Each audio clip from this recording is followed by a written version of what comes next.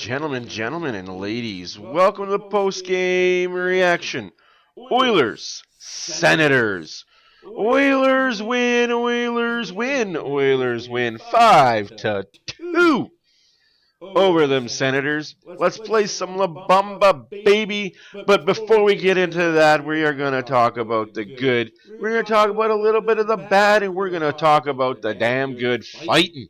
That's right, Josh Brown fought McCowan, beat him up a little bit, beat him up a lot of bit.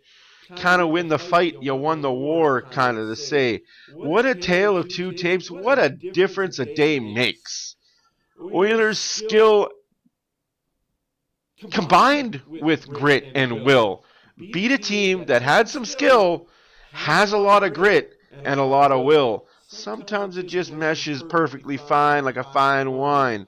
They are not out of the woods yet. I am not sitting here telling you, oh, this is a brand new team. This team has turned the corner.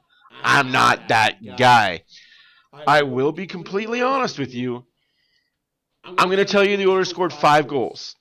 I'm going to tell you 2 players had 3 points each. I'm going to tell you they had goal scoring and help from another 2 players.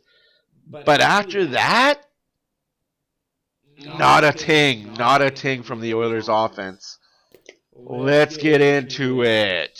Also, congratulations, Zachary Hyman on Game 600.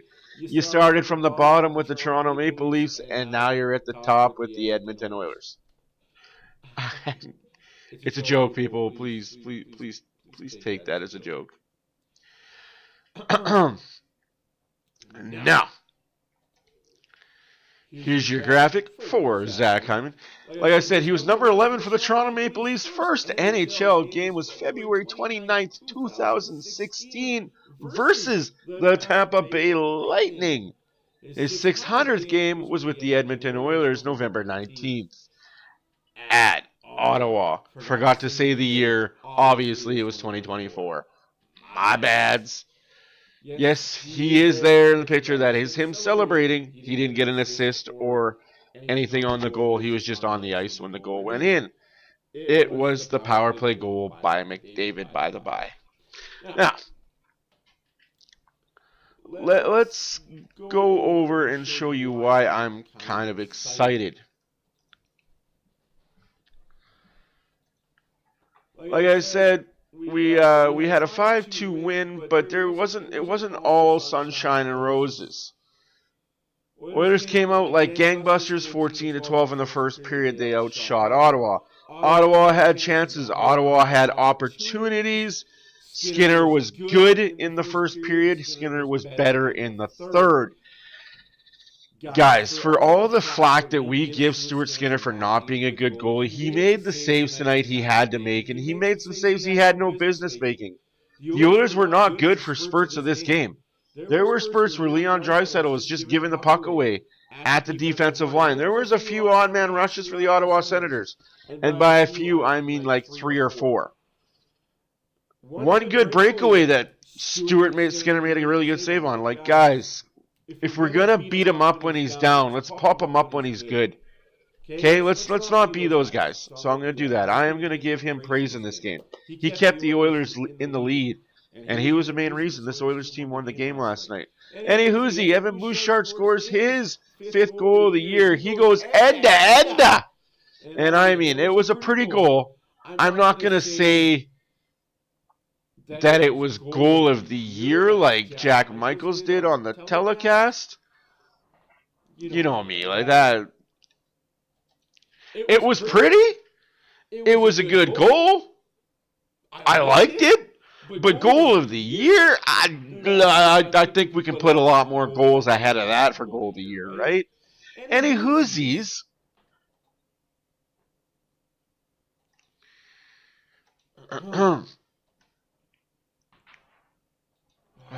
Sorry, I feel like I got a sneeze coming on and it's just not coming out. Don't you hate that? So, we go on, and that goal happened at 3:46 of the first period. Time goes on. There's a fight in between there. Josh Brown drops the gloves with McCowan. McCowan was obsolete after that, if you ask me to be completely honest with you. Anyways, Tim Stützle scores his 8th goal to tie the game up at 15:40. Again, I'm going to show you the goal, and I'm going to break it down a little bit just to show you guys what I mean by some of the things I don't like about the Oilers still. So we're going to pause it here.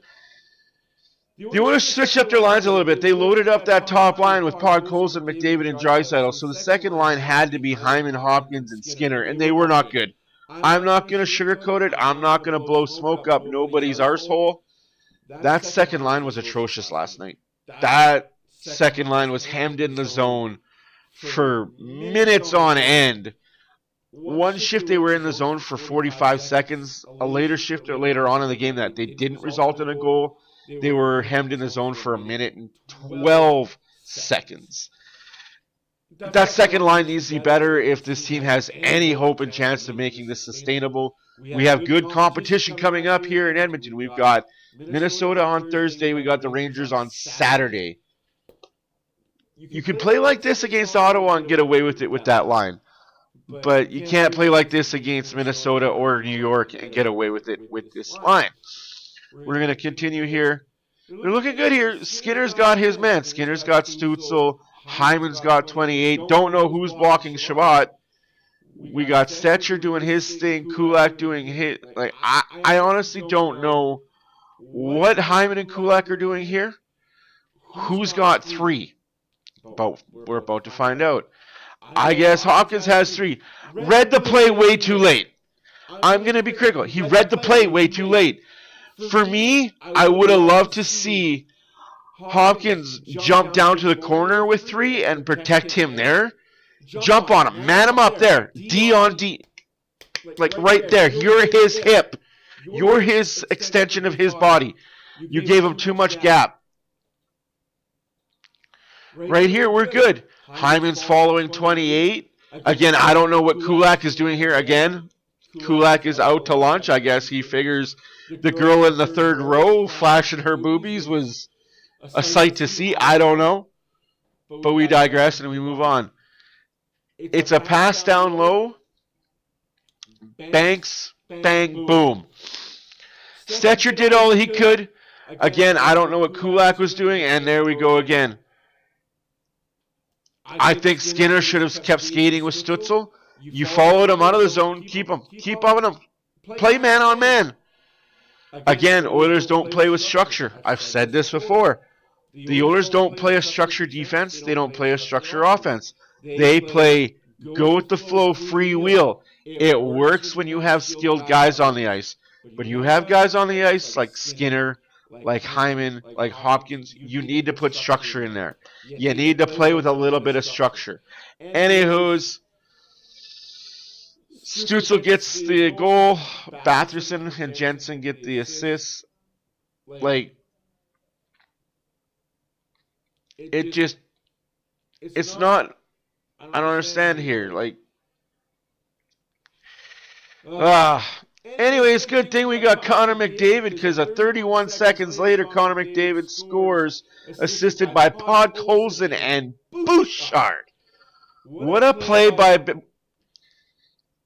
Let me say this, guys. As much crap as we give Bouchard for being a terrible defensive defenseman, he kind of knows what to do with the puck in the offensive zone. He kept the puck in, and I'll show you the goal. He kept the puck in. He kept the play alive. So it's like they say, give the devil his due. Obviously, you guys didn't see what I was talking about with the other thing. But here, we got to give the devil his due for Bouchard.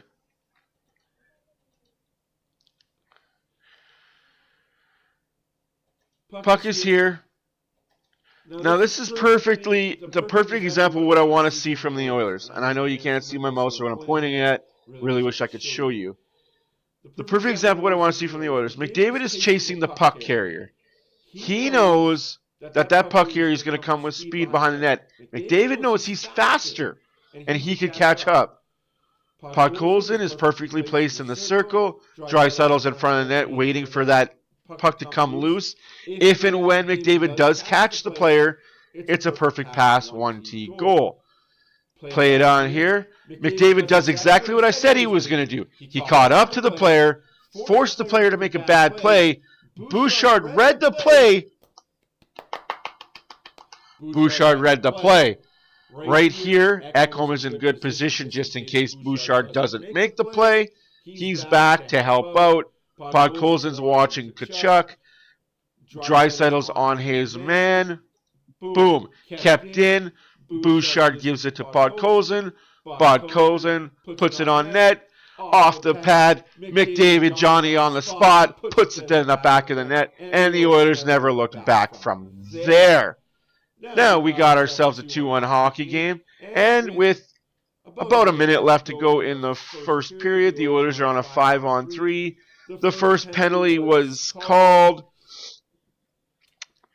for hooking, I believe, and the second one was Claude Giroux put his hand on the puck in the faceoff circle. Nay, can't do that.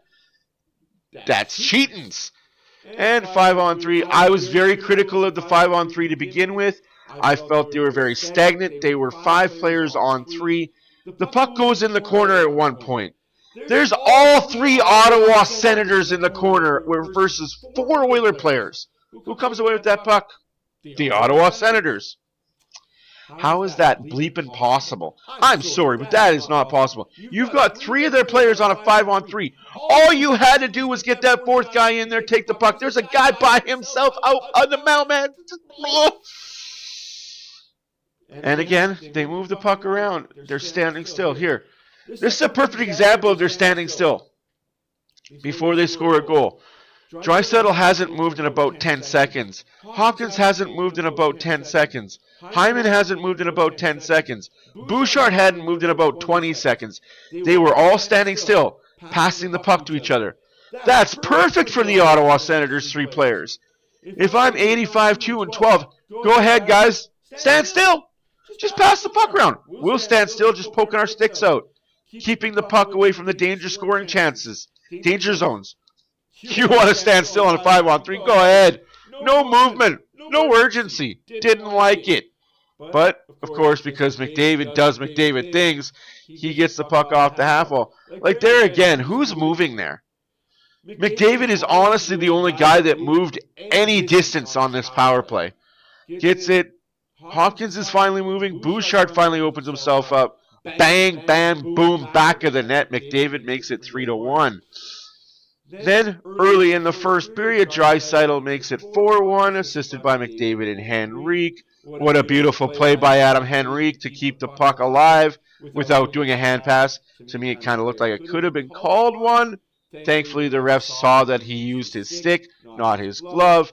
And we have a 4-1 lead going into the third period. In said third period, Hopkins makes it 5-1, assisted by Derek Ryan and Brett Kulak. Hopkins still isn't quite off my crap list for not productive. And then Norris makes it 5-2. Goal was called a goal. It was a high stick, but hey, goal didn't matter at the end of in the grand scheme of things. I'm sure you guys are going to blame Skinner for it. You're going to find a way to blame Skinner.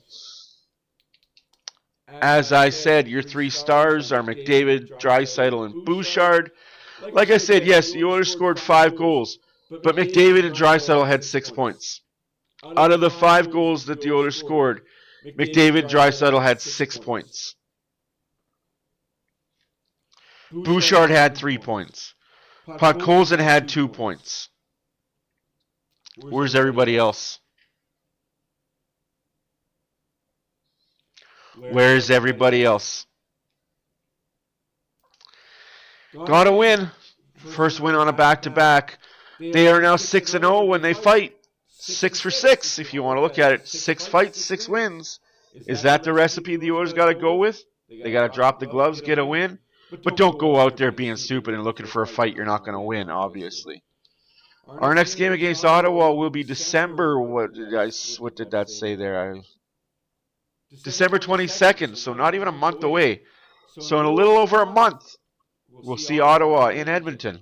That should be a good rematch.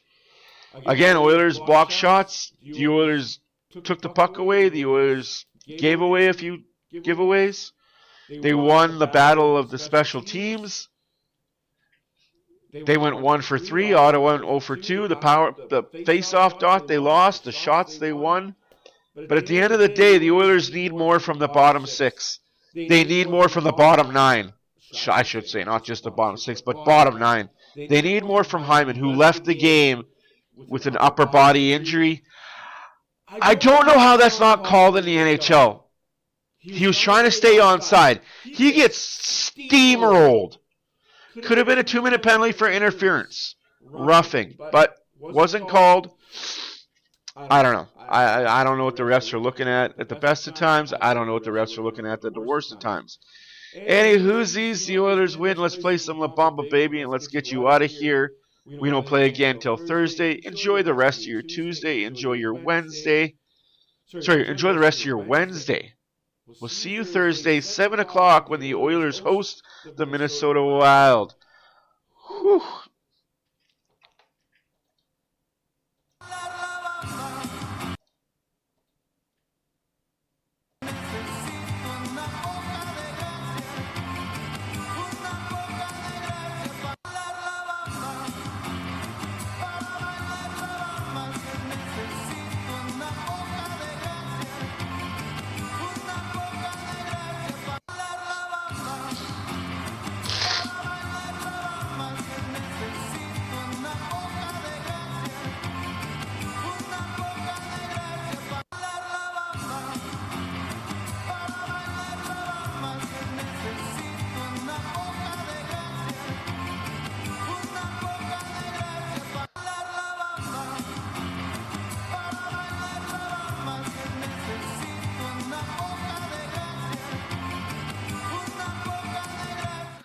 Sorry, guys, before I do leave you, I wanted to touch on this.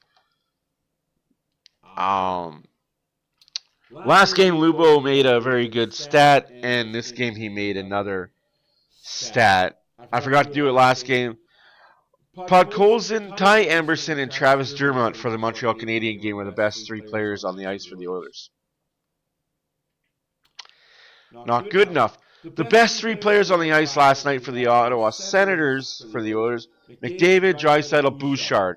28:08, 20:58, and 22:10 ice time respectively. McDavid with production of 29.25, Draisaitl 21.75, and Evan Bouchard 22.75, with a 1.322 rating, a 1.037, and a 1.026. Honorable mention goes to Podkolzin. Obviously, he was on that line with McDavid, Draisaitl. I think they got something cooking with that line. 16:04, 14:50 productive. Looked really good on the top line with McDavid, Draisaitl. Absolutely, he did. I think that could be a line moving forward. The only thing that worries me, scares me, concerns me about that is with McDavid and Draisaitl loaded up on the top line with Podkolzin, that leaves the second line vulnerable. I just don't see the second line being productive with Skinner, Hopkins, and Hyman. Prove me wrong. Show me what you're working with. Also, the Oilers did pick up a right winger, so maybe that's in the plans for the future for the Oilers, to use Kasperi Kapanen as the second line right wing, to maybe drop Skinner down to the third line. Or if you really wanted to throw shit in a blender, McDavid, Podkolzin, Hyman, Draisaitl, Arvidsson, who's hurt right now. So for everyone asking why is Arvidsson not in the lineup, he's hurt. Calm down, relax. You could put Draisaitl with Arvidsson and what's his nuts? Kapanen, so you got another European line, the Swede, the German, the Finnish. And then you've got Jeff Skinner playing with Hopkins and Janmark. That could be a good third line. And then you've got Derek Ryan, Henrique, and Perry as your fourth line. not bad, right? Like let's think about things that way. Anywho's, you guys enjoy the rest of your day. I'll be back tomorrow with live game presentation. Oilers Wild. See you guys tomorrow. Deuces.